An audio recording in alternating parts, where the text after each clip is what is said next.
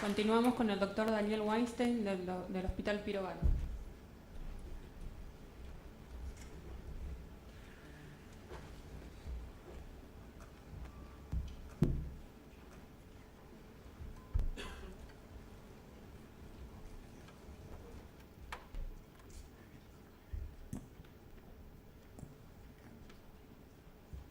Sí, no sé si se puede bajar un poquito.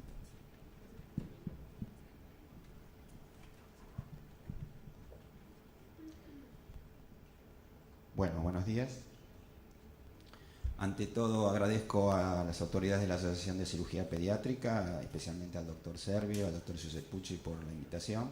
Es siempre un honor cuando uno lo invitan a hacer una participación en un evento científico, pero cuando se trata de hacer un aporte a un grupo de colegas que atienden a una población tan sensible como los chicos es un gusto muy especial. En los próximos minutos voy a tratar de hacer una puesta al día de lo que es el manejo del abdomen abierto, un tema, por cierto, muy amplio, así que nos remitiremos a los principales aspectos del mismo, pero tratando de abarcar desde la indicación inicial hasta el cierre definitivo del mismo. Les aclaro que, por supuesto, mi experiencia viene de la, digamos, de la cirugía de adultos específicamente, así que les va a quedar para ustedes el trabajo de adaptarlo a la población infantil. De todas formas, de acuerdo a lo poco que he podido leer al respecto, más allá del tamaño, hay algunas diferencias en cuanto a las etiologías relevantes, en cuanto a las diferencias en cuanto a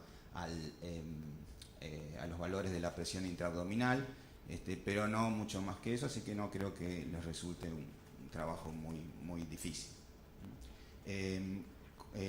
También les voy a, bueno, ustedes saben que el abdomen abierto se da habitualmente en un paciente crítico y como tal merece, y especialmente en este caso, un abordaje multidisciplinario, donde es muy importante el abordaje y el equipo integrado para tratar estos pacientes.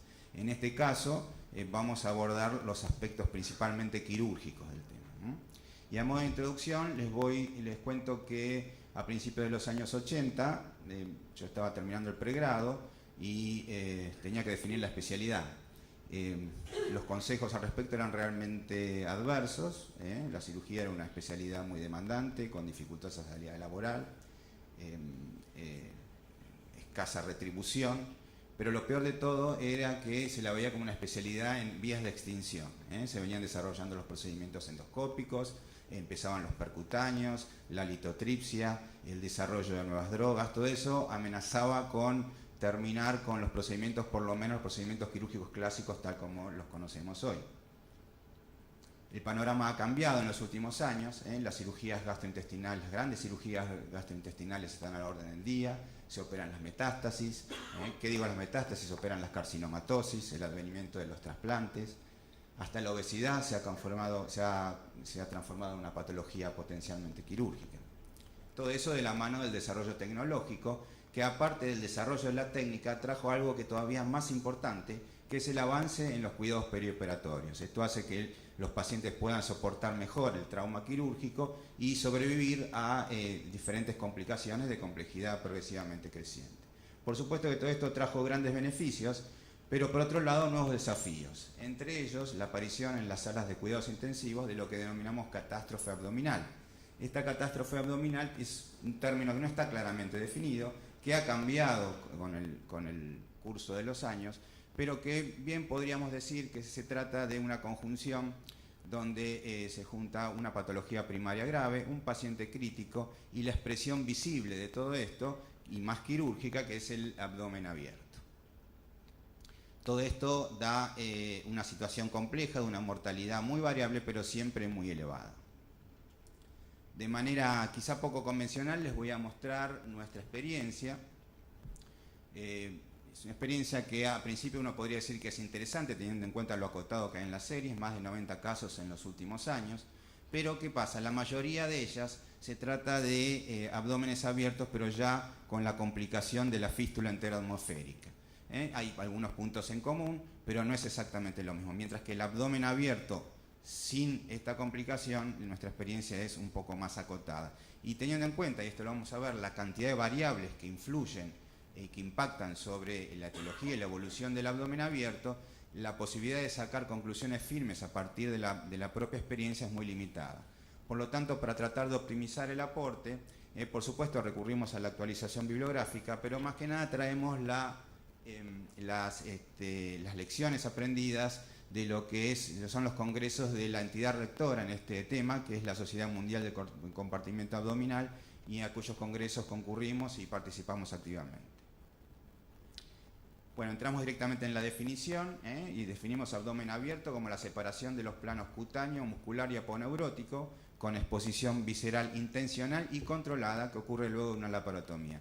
Subrayamos intencional para diferenciarlo de la evisceración, y controlada porque todo abdomen abierto conlleva la necesidad de un método de contención al cual vamos a denominar cierre abdominal transitorio.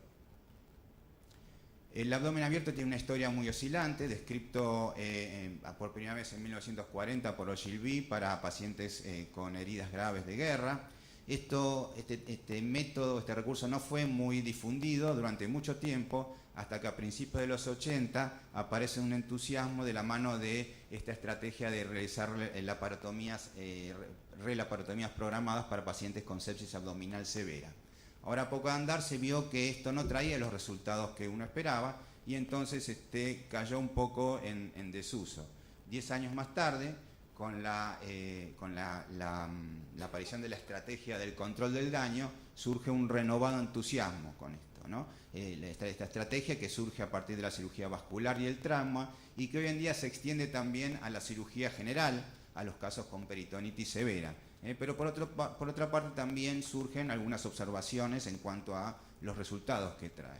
Total que tenemos en el día de hoy un recurso como es el abdomen abierto que todavía está buscando su lugar preciso dentro de los recursos en la cirugía de urgencia. Podemos decir que el enfoque moderno del abdomen abierto es, verlo como una estrategia y no solamente como un recurso quirúrgico extremo para una situación extrema. Esto llevaría al fracaso terapéutico. Por el contrario, es una estrategia que debería ser planificada idealmente en la urgencia, y a partir de ahí pensar que se inicia un periodo variable en el tiempo, que puede ser desde unos días hasta varios meses, donde vamos a tener que rescatar o salvarle la vida al paciente, luego recuperarlo y finalmente restablecer la anatomía y la función de ese abdomen. En el medio tratar de evitar mayores complicaciones. Y esta estrategia la podemos dividir en 3 tiempos. Veamos la primera, la laparostomía, básicamente la indicación. Acá seguramente ustedes tendrán en su especialidad algunas variantes, pero estas son las indicaciones clásicas de la cirugía general, y a poco de mirarlas van a ver que la mayoría de ellas son relativas y controversiales. Para acotar esta controversia se me ocurre agruparlas de la siguiente forma. Toda causa que termina provocando un síndrome compartimental ya declarado, no hay duda que hay que hacer una descompresión quirúrgica. Cuando uno, luego de haber finalizado la resolución quirúrgica, pretende cerrar la pared y no logra un cierre abdominal seguro, sin tensión, también no hay duda de que hay que dejar el abdomen abierto.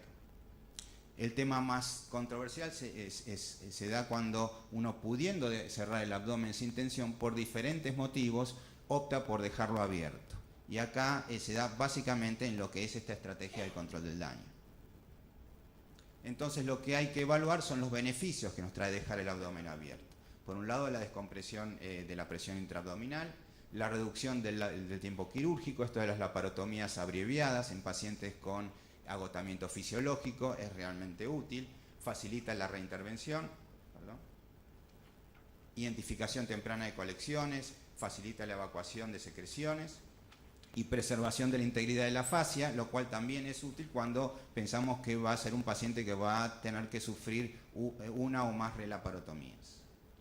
Por otro lado, tiene complicaciones frecuentes y severas, complicaciones relativas a problemas metabólicos e infecciosos, la fístula enteroatmosférica, que eleva todavía más el nivel de complejidad, y complicaciones propias del paciente crítico internado en terapia intensiva. Finalmente, como secuela, la eventración gigante o eventración compleja, que también es un problema que va a resolver a largo plazo. Entonces, tenemos que balancear entre lo que es el riesgo del abdomen abierto, dejar el abdomen abierto, y el riesgo de cerrarlo, porque el riesgo también, o sea, cerrar un abdomen abierto también entraña sus riesgos. Y para eso podemos guiarnos por algunos criterios.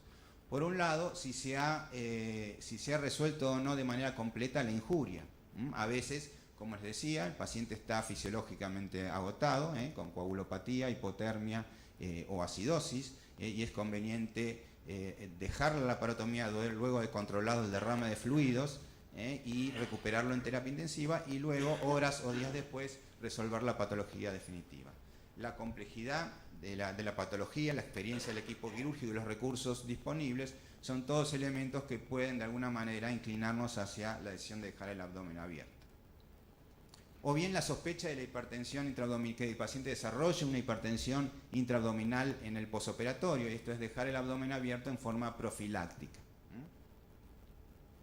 ¿Y cuándo sospechar? Bueno, hay muchas causas, hay muchos trabajos que muestran una lista muy larga de causas, pero si un paciente va a requerir o requirió fluidos en forma masiva, si hay una cirugía prolongada en horas, o se advierte edema visceral, bueno, hay que pensar que ese paciente probablemente desarrolle una hipertensión intraabdominal en el posoperatorio si cerramos el abdomen. Ahora bien, uno podría decir, bueno, lo cerramos y si desarrolla la hipertensión intraabdominal lo volvemos a abrir. Con eso nos vamos a evitar dejar muchos abdómenes abiertos y el problema que eso suscita. Bueno, contra esto es una, digamos, ahí tenemos una controversia, pero contra esto hay otros estudios que están mostrando e interpretando por qué muchas veces en un paciente con síndrome compartimental uno deja el abdomen abierto y la respuesta inflamatoria que se desató producto de ese síndrome compartimental continúa. Entonces ellos atribuyen a lo que se llama el síndrome de isquemia reperfusión, que cuando uno descomprime hay una irrupción al torrente circulatorio masiva de líquidos, eso favorece el derrame capilar y persiste entonces la respuesta inflamatoria.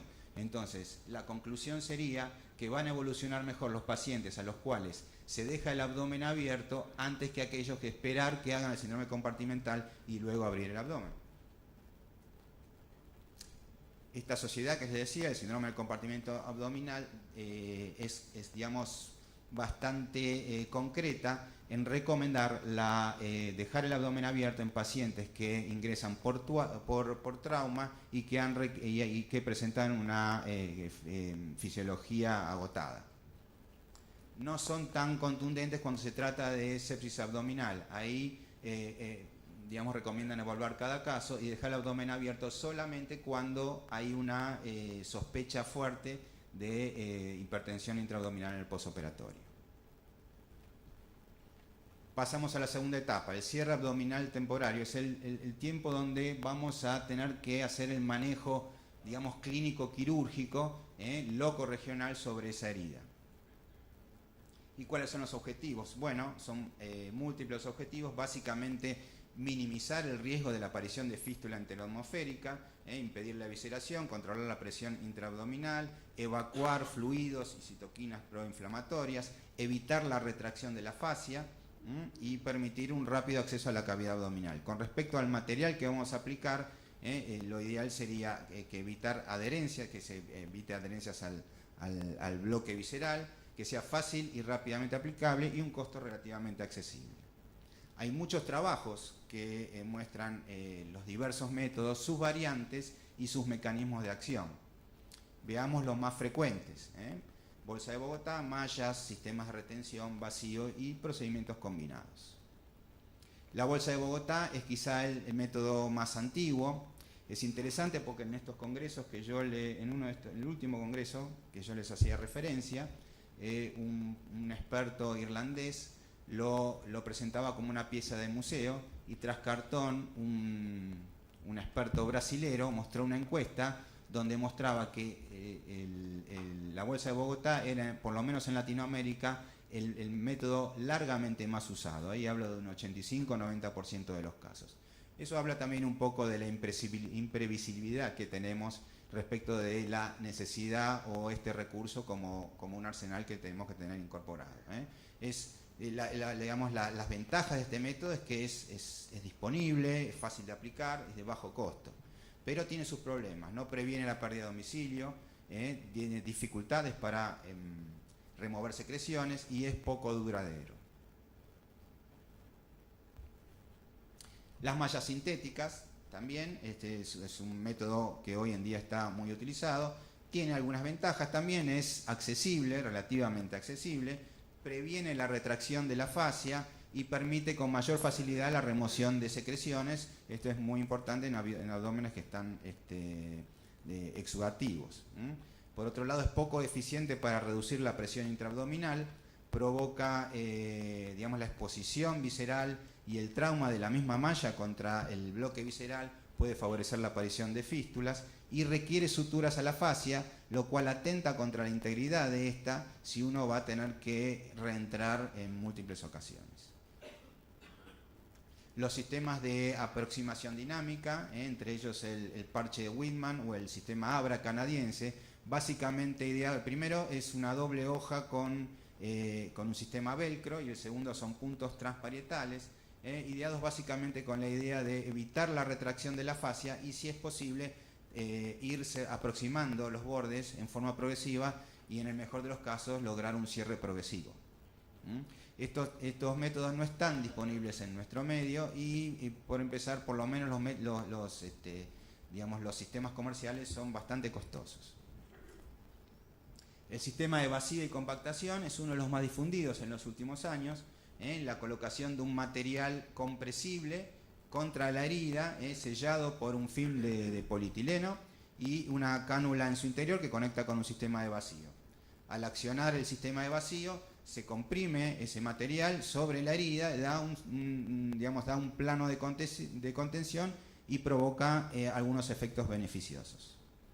Hay muchas empresas hoy en día en el mercado que ofrecen estas bombas de vacío portátiles con diferentes materiales para colocar en la interfaz entre el film y la herida. Lo cierto es que no hay ninguno que haya demostrado que sea superior a otro, así que en ese sentido no habría ningún problema.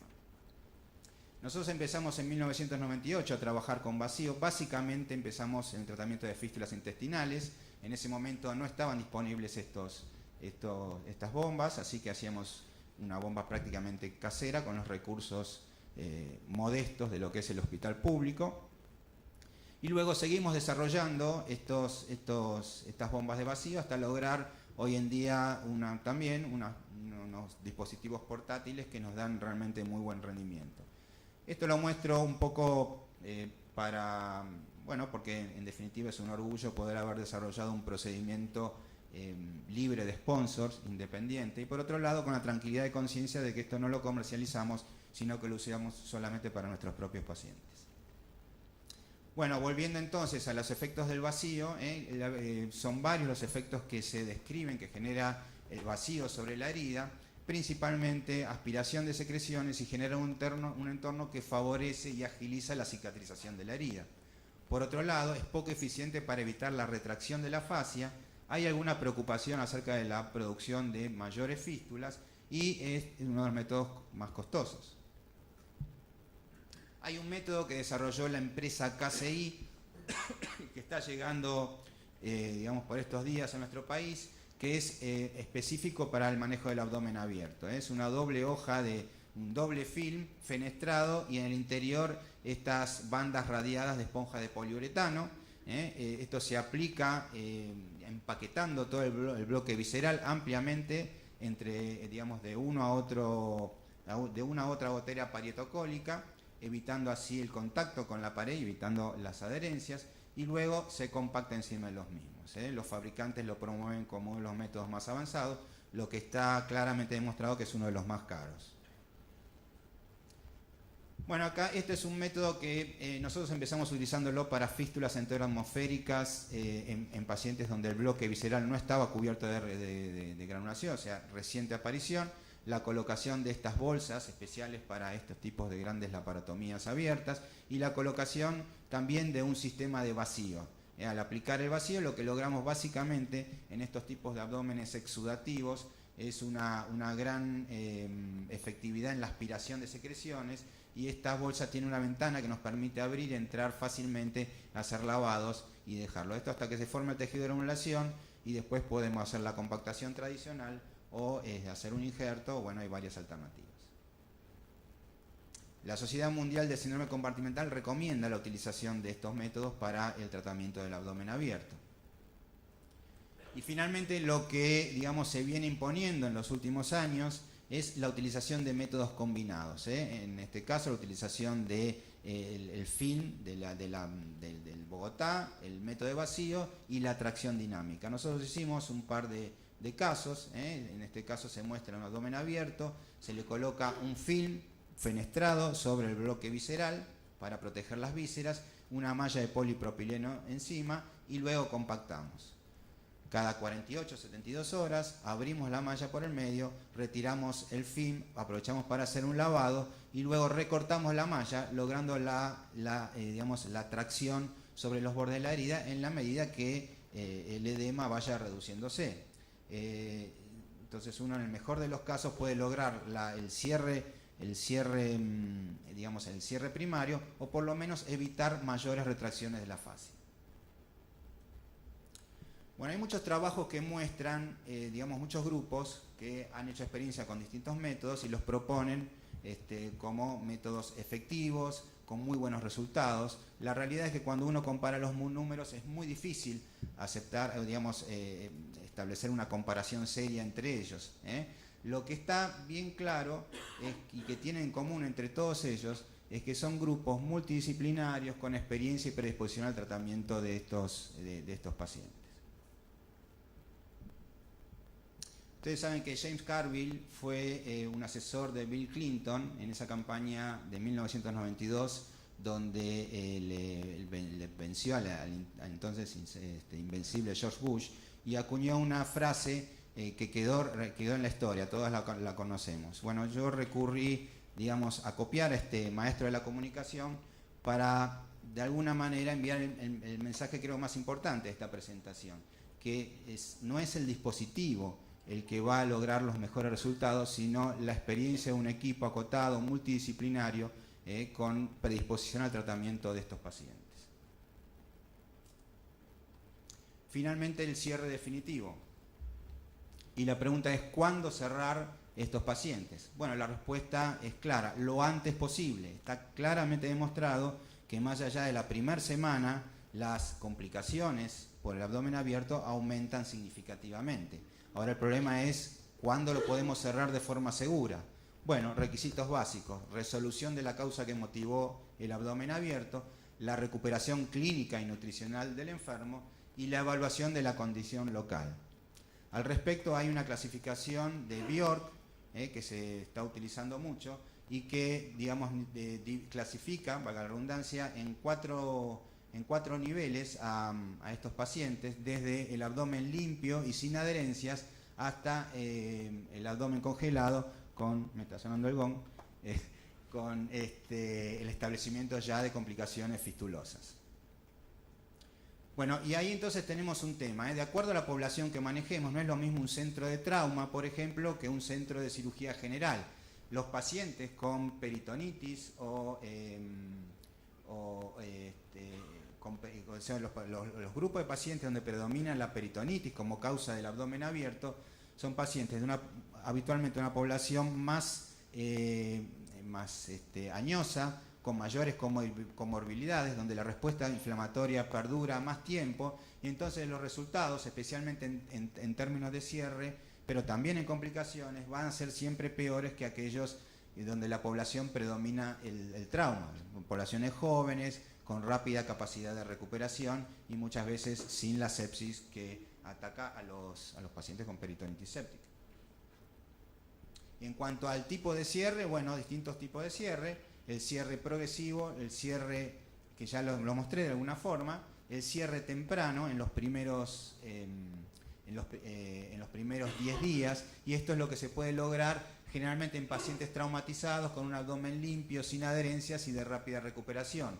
Y el cierre tardío, que puede ir de 10 días a 6 meses. Generalmente los pacientes que concurren por un cuadro de peritonitis postoperatoria van a requerir mucho tiempo, y ya entrar al mes, a los 40 días, es un muy mal momento para entrar en esos abdómenes muy riesgosos, porque la inflamación local todavía persiste, y son los pacientes que volvemos a, digamos, a resolverlos quirúrgicamente más allá de muchos meses de evolución. Y en cuanto a la, digamos, la técnica, cómo cerrar, bueno, también hay muchos trabajos, es un motivo de controversia que realmente merecería un debate especial. Yo opté en este caso por no digamos, apabullarlos con números que son difícilmente comparables, y ustedes ven acá una escala de verde a rojo, donde verde sería el mejor escenario, y obviamente el cierre con tejidos propios, aún arriesgando la posibilidad quizá de mayor deventración, es el mejor escenario para el cierre en este tipo de casos. Después está la discusión de la factibilidad de utilizarlo con mallas sintéticas, eso depende también mucho de las distintas escuelas. Y todo esto va a variar de acuerdo a las características de la lesión, la edad del paciente, el tamaño de la herida, la existencia de epiplón, la contaminación del mismo, y finalmente los recursos disponibles, y finalmente el criterio del cirujano. Hay cirujanos que son más ambiciosos en cuanto a lograr un cierre definitivo, y otros que son más conservadores, a riesgo prefieren el cierre en etapas, evitando lo que podría ser la infección de una prótesis, que realmente sería un problema que todavía eleva más la complejidad de estos pacientes. A modo de conclusión, entonces, el abdomen abierto es una estrategia terapéutica y no solo un recurso, que idealmente debe ser planificado en la urgencia y ejecutado por un grupo multidisciplinario con experiencia en el manejo de catástrofes abdominales. No existe un método ideal de cierre abdominal transitorio, estos deberán adaptarse a cada caso